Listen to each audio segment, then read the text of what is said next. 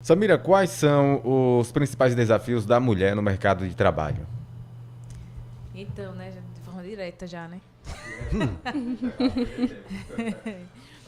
É, são vários, né? A gente tem, assim, a diferença salarial, a questão de assédio, né? A diminuição, né, da importância das mulheres, por exemplo, em cargos de liderança, né? As mulheres não são colocadas em cargos de liderança, por exemplo. Existe uma resistência muito grande de homens a serem submetidos ali, né, à liderança de uma mulher. É importante frisar, né, falar que a inserção da mulher no mercado de trabalho, que acontece ali de uma forma mais intensa, digamos, né, no final do século XIX, início do século XX, ela está entre o momento assim das duas guerras, né, Primeira Guerra Mundial e Segunda Guerra Mundial. E aí a gente não pode esquecer como é que as mulheres entram no mercado de trabalho, porque existe, hoje a gente fala muito, né, na luta feminista e tal. Existiu realmente toda essa luta, mas existiram coisas que a gente não pode perder de vista, alguns atravessamentos, né, que aconteceram ali. Então, assim, nesse entre guerras, né, a mulher, ela foi caminhando para o mercado de trabalho, né? Muitos homens iam para a guerra, morriam, né? Saíam de casa e elas foram caminhando para o mercado de trabalho, foram conhecendo outros modos de vida, né? E também, naquele momento ali, quando acontece essa caminhada da mulher para o mercado de trabalho, os grandes empresários, eles entendem, olha que legal, uma mão de obra a mais que eu pago menos. E isso, a diferença salarial, a gente vê até hoje. Então, existe um interesse muito grande do mercado, né, em ter a mão de obra feminina e, ao mesmo tempo, o próprio mercado constrói uma narrativa contrária a essa contratação. Mas, no fundo, né, são as contradições, no fundo, existe um interesse muito grande que essas mulheres trabalham para pagar menos. Então, quando a gente começa a lutar por salários, né, iguais, aí começa a incomodar o mercado. É interessante frisar que isso é dado da Organização Internacional do Trabalho, que é a OIT, né? Que ela diz que tem uma pesquisa que mostra que empresas que têm mulheres na liderança, elas aumentam seus lucros de 5% a 15%. Né? No entanto, há uma grande dificuldade dessas mulheres chegarem nesse cargo, ainda por conta, né, de preconceito e da resistência, né, da figura masculina em estar no lugar que ele se considera inferior à mulher. Samira, e para a mulher lidar com essa questão do mercado de trabalho, quando entra em jogo a maternidade, né? Porque é aquela velha história, tem que trabalhar como se não tivesse filho e ter filho como se não tivesse trabalho. Como é para as mulheres construir isso? Aí a gente vai falar da dupla ou tripla jornada, né? Porque as mulheres ocupam aí, ela entra no mercado de trabalho, mas ela continua sendo a dona de casa, quem organiza a casa, quem está no lugar de gestão. É muito importante marcar isso, porque a mulher é colocada no lugar de gestão da casa. E ela vai gerir aquilo ali. E como mãe, e ainda tem esposa, né? Se coloca como uma função. Na sociedade isso aparece como uma função também. A função de esposa. Então, há uma tripla jornada diante do machismo mesmo, né? Da misoginia, do preconceito, em que os filhos eles são completamente colocados para serem cuidados pela mulher.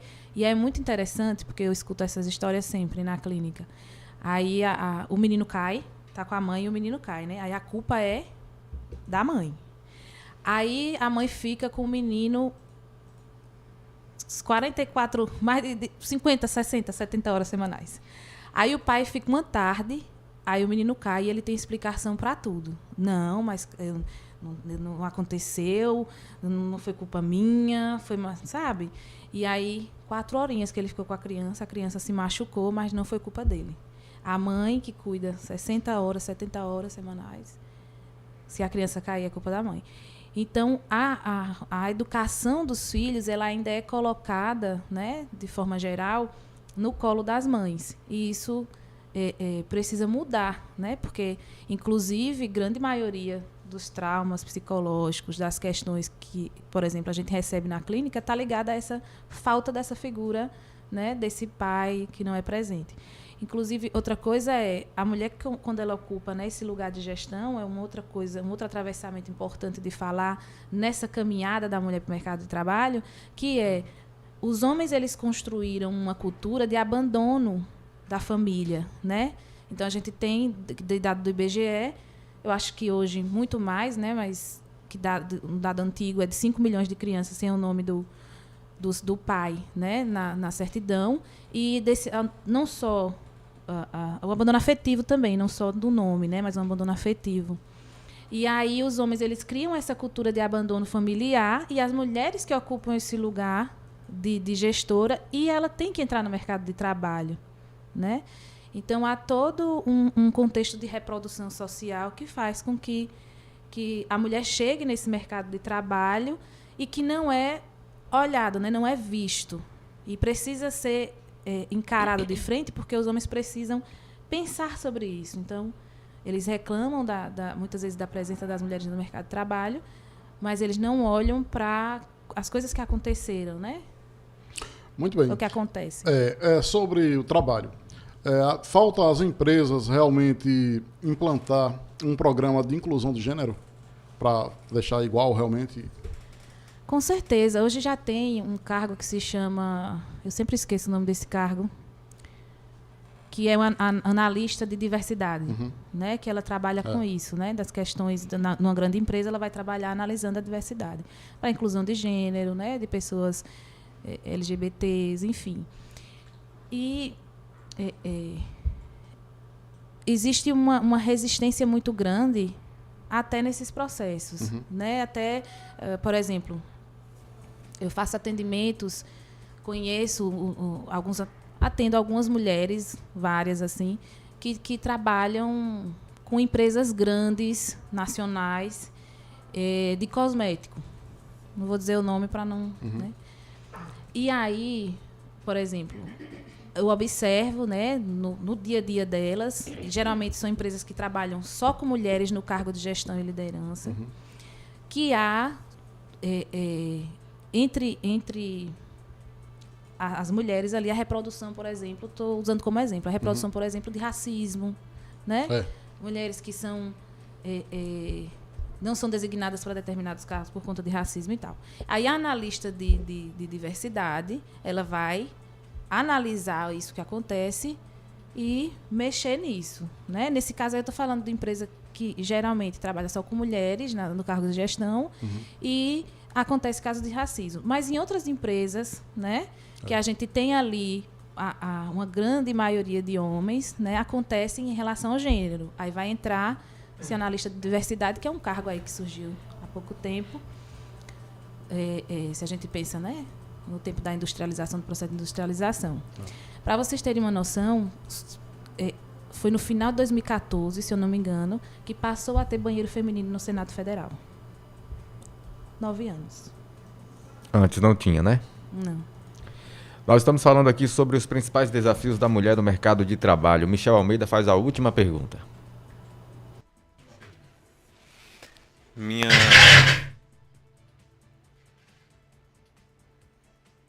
Minha pergunta, Romário, é se a profissional que está no estúdio, ela poderia nos dizer se existem algumas áreas em específico em nosso país em que existe uma discriminação maior quando se fala em mercado de trabalho para o público feminino.